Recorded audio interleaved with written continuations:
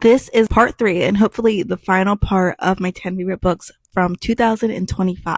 So the next one I'm going to talk about is a series. I read the first book of the series last year, so I didn't actually include it, but it is one of my favorite books from 2024 actually. But the next two books, which are Positively Penelope and Loyally Luke, I was really looking forward to reading Loyally Luke because Luke has always been my favorite character. Since the beginning, I have loved him so much, and his story definitely did not disappoint. It was just really well written, very cute. And then with Positively Penelope, I really wasn't expecting to love this one as much as I did, because I'm not really anything like Penelope at all, but I want to be Penelope. I loved her energy so much, and I enjoyed reading this book, and I loved the grumpy sunshine. That's my favorite trope, so I love this book so much. And so Positively Penelope probably is my favorite of the series, but I love them all, and it's literally so hard to pick. Definitely recommend this series. It's like a perfect, clean, and just cozy romance series. I loved it so much. All right, next we have Powerless. Powerless is definitely my favorite of the series, but the whole series is really good. I don't really love fantasy, but I did love this fantasy. It was very intriguing, and I was hooked and couldn't stop reading it.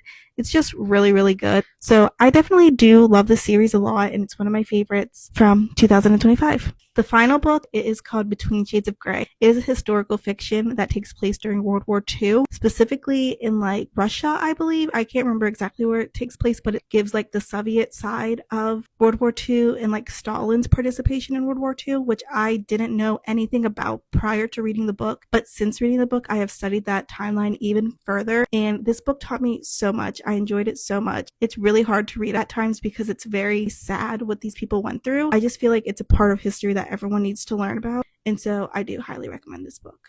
And my final favorite, this is actually my favorite book of the whole year, is The Hunger Games / The Hunger Games series. I read these in March and became absolutely obsessed. Actually, at the start of me starting this account, I was obsessed with Hunger Games. And so if you have been here since that, you are an OG, and I love you, and thank you so much for your support. But I love the Hunger Games. They have become an addiction. I'm not going to say much more because I'm probably going to run out of time, but I love the series. And if you haven't read it yet, go do it. It's not overhyped, especially if you love like dystopian. I just loved it so much. And so highly recommend the Hunger Games series.